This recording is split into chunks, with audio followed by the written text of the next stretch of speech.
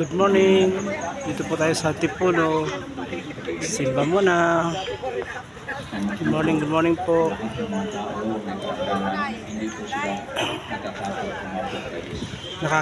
Nakakita ko ng dahan-dahan lang. Pati yung mga demonyo, kilala siya. Sa Tipulo tayo. Ang mga demonyo, yung mga natatakot. Dahil, sabi, alam namin kung sino. Pinaalis sila. Nagpa-picture sila. Sa mga sinapian po. Magkakapatid, At yung mga nanay. yung may mga karamdaman, may sakit. At pinagaling ng Panginoon. Kasama ang Jenal. Wala nga akong kilala rito. Anong oras na? Alas 8 na. Lahat tayo may mga karamdaman, lahat po tayo may sakit, lahat po tayo may mga pangangailangan, physical man, emotional, financial. Uy, alas 9 na pala. 9 na, alas 9 na ako nakarating. Oh. Alas 8 ako umalis sa bahay. Loob sa Panginoon Jesus. Kahit saan tayo, sa kwarto man, sa kasangan, sa trabaho, sa negosyo, sa pahalan, no? Dapat palagi sa Jesus. Hindi kailangan na pupunta pa lagi sa Nazareno o sa Linggo, Sinulog, sa Santo Niño. Dahil yung Panginoon Jesus ay siya.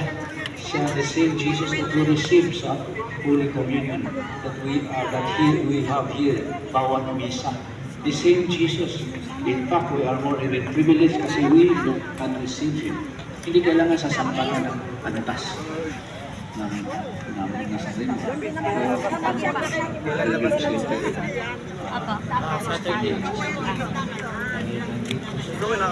He is again the same person. Kasi sayang yung Diyos. Buhay ng Diyos. Hindi natanggap natin.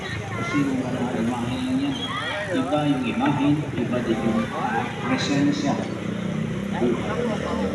So dapat ganun ang gawin natin upang tayo ay mapagaling sa lahat natin mga karamdaman, mga problema. Yung gawin niya.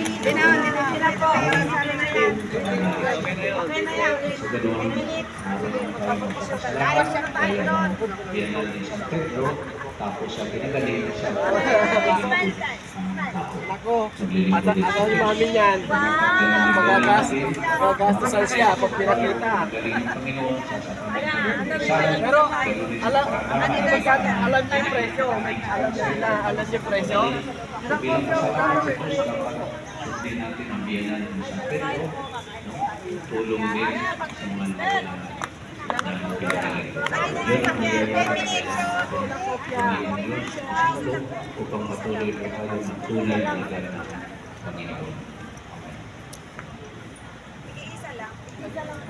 Magsitayo po tayo tulad ng mga taong nagdala kay Jesus ng mga sakit at mga inaalihan ng demonyo.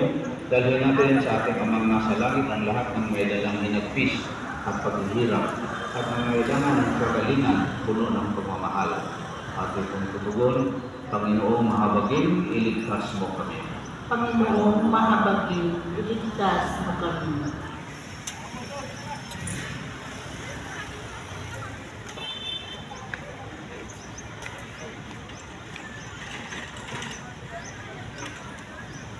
Ang simbahan naway, laging manalig sa Panginoon sa harap ng mga pagsubok at paghihirap.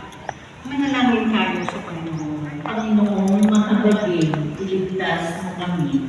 Ang mga nagihikaho sa daigdig, lalo na ang mga walang katarungan, pinagkainatan ng pagkain, damit o kalayaan, naway mabigyan natin ang pag-asa at kalakasan ng kalooban.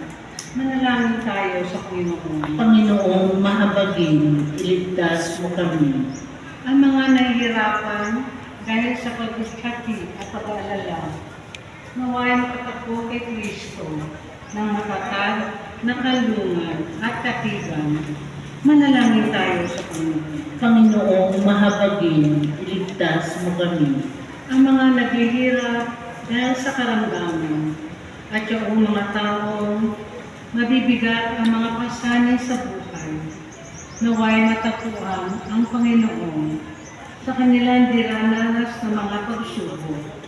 Manalangin tayo sa Panginoon. Panginoong mahabagin, iligtas mo kami. Ang mga yumao at ang mga namimikati dahil sa kanilang paglisan, naway makatagpo ng pag-asa at kaginawahan sa pagkabuhay ng mag-uli ni Jesus. Manalangin tayo sa Panginoon. Panginoong mahabagin, iligtas mo kami.